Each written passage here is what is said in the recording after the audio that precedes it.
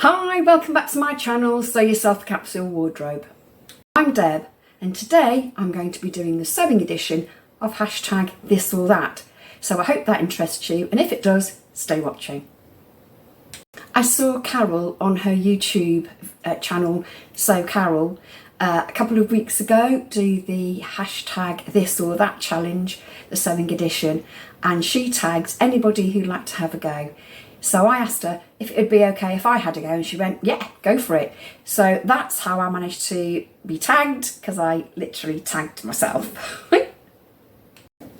So there are 4 categories, and you have a this, do you do this or that, alternative, and I'll answer as truthfully as I possibly can. So here goes. This is the first category, sewing prep. A is shopping new or stash busting. At the moment, I'm trying to stash bust.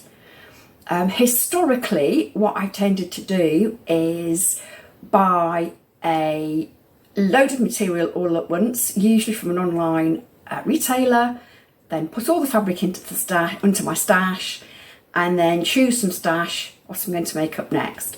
So I very, very rarely buy new and start sewing straight away, although there must have been times when I've done that, but I can't think of any.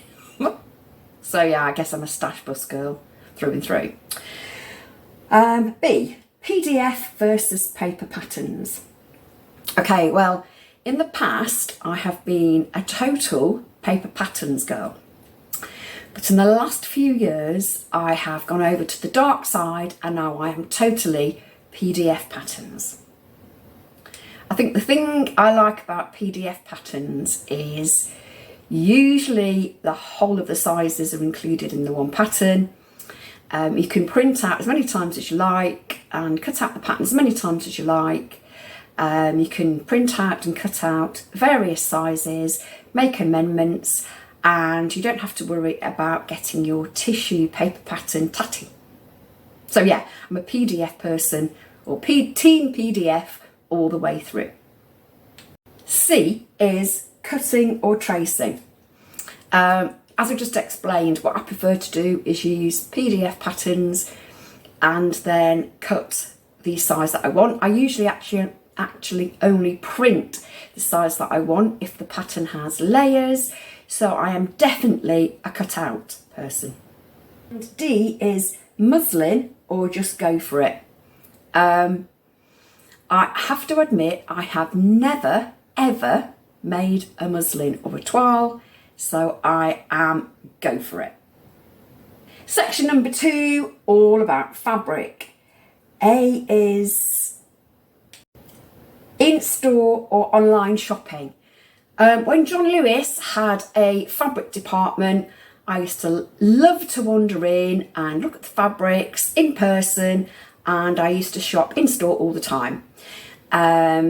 However, John Lewis now hasn't got a very big haberdashery and fabric department, and I have to travel into one of the nearby cities to visit John Lewis, and they are quite expensive in store.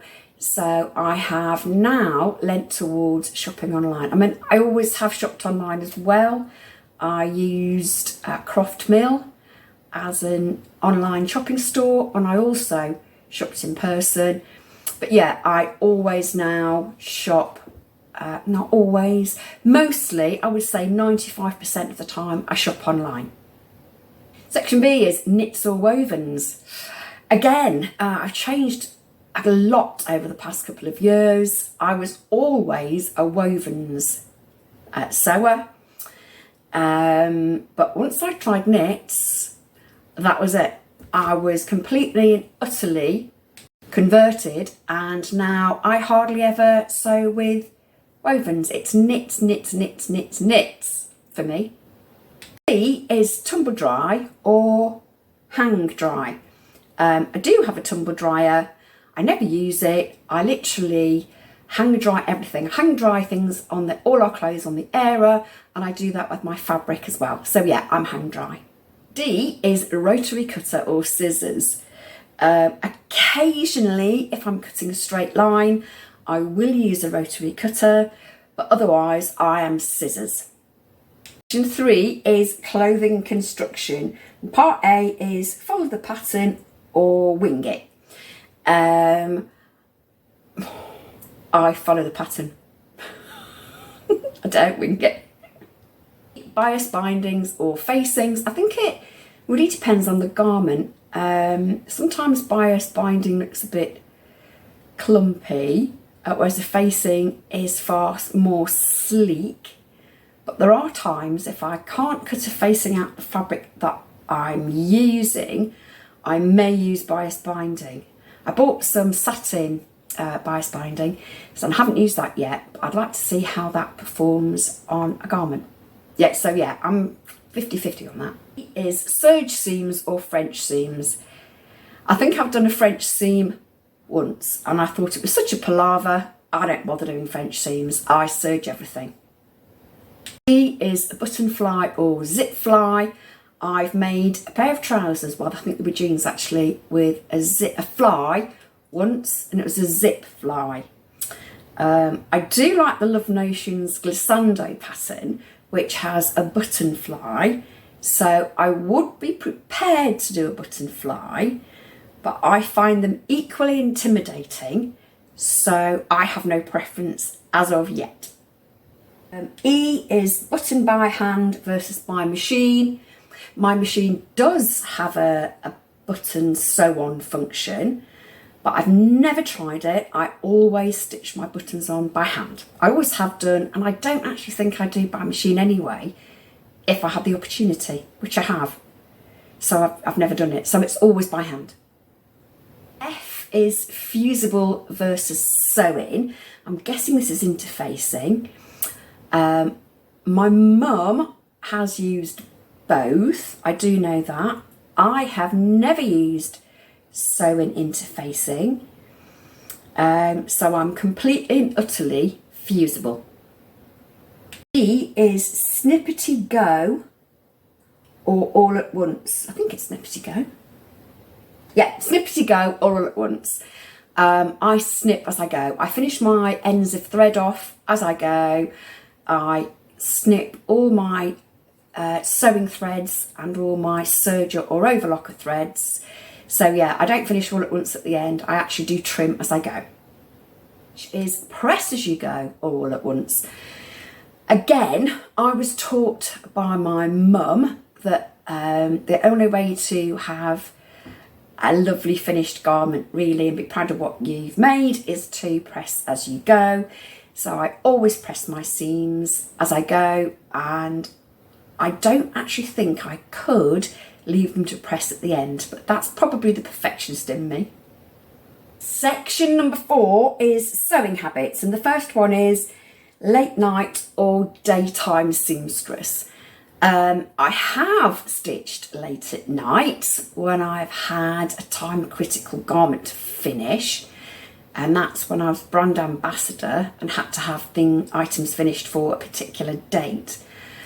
I don't like sewing late at night because my concentration goes completely, and I would far rather work during the day on items for myself when I feel fresh, motivated and awake. So I would say that I have sewn at night to get things finished, but I would much prefer to sew during the day. E is slow and steady or frantic stitching. When I sew for myself, I like to enjoy every single stitch. So I will savour every stitch, I will savour every seam and savour pressing every seam. So I am slow and steady. I have kind of done frantic sewing before.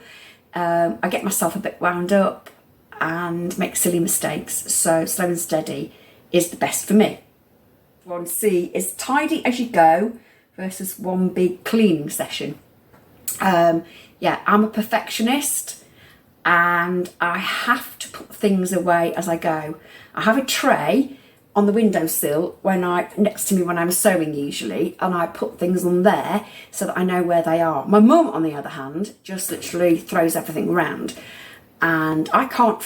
If we've sewn together, I can't find stuff that she's thrown about, and she gets irritated because I'm so tidy.